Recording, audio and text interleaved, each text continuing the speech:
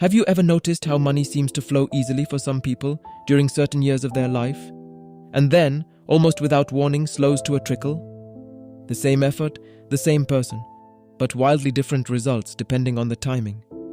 In Vedic astrology, that timing isn't treated as random. It's mapped, and the map has a name, Dasha.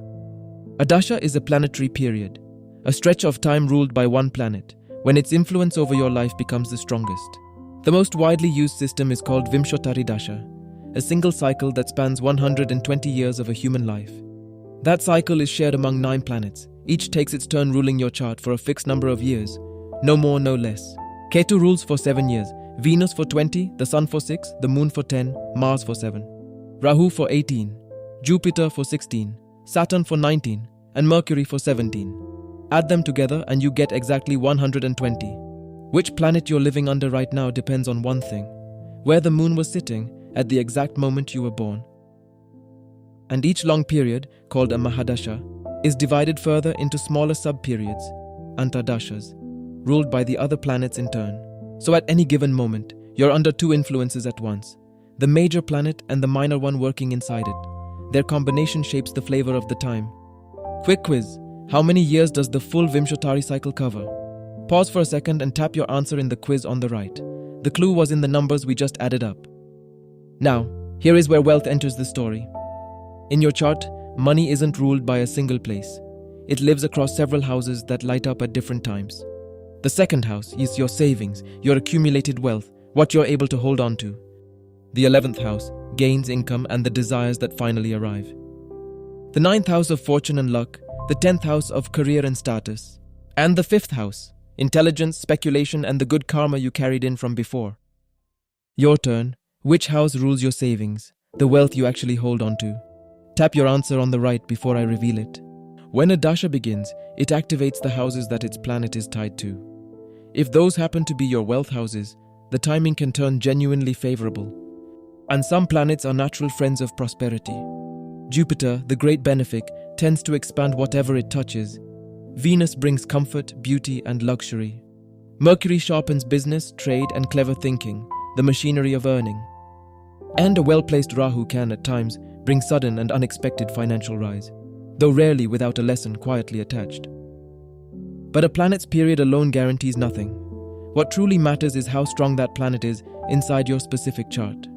This is exactly what an experienced astrologer examines before saying a single word about your money. First, the strength of the ruling planet in your birth chart. A weak planet, however promising, gives a weak result. Second, whether that planet connects to your wealth houses, the 2nd, 5th, 9th, 10th, or 11th. Third, the yogas, aspects, and conjunctions supporting it. Certain combinations known as dana yogas are the classic fingerprints of wealth in a chart. Fourth, the transits running overhead during that very period, quietly adding to or subtracting from the promise. And fifth, the condition of the sub-period lord, the Antardasha planet, steering the finer details from the background. Only when these layers line up does a good astrologer read a period as genuinely wealth-giving. One factor alone is never the whole story. But let's be honest, not every period is comfortable. Some dashas are simply harder on money. Periods tied to the 6th, 8th, or 12th houses may bring rising expenses, debts, delays, or a stretch of instability. Last one. Which 3 houses signal expenses, debts, and financial strain? Answer in the quiz on the right. We named them just a moment ago. Yet even these phases aren't punishment. They often teach discipline, careful planning, and a kind of financial maturity that easy times never could. And this is where remedies find their place. Traditional practices may include mantra chanting, charity or dana, puja, fasting, or gemstones chosen carefully for your particular chart. But remedies were never meant to be magic. Alongside them, the old wisdom stays simple: spend with control, save with discipline, and stay patient when the timing is sensitive. Because a dasha can show you when wealth may rise, when it may slow, and when it may ask for caution. What it can't do is make the choices for you inside that window. And here's the part most people miss. None of this can be read from a generic daily horoscope or a one-size-fits-all prediction. Your chart is yours alone. Your planets, your houses, your running dasha, a combination that has never existed before and never will again. On FeelAstro, you can consult verified astrologers who read your actual chart. your real planetary periods, not a generic template.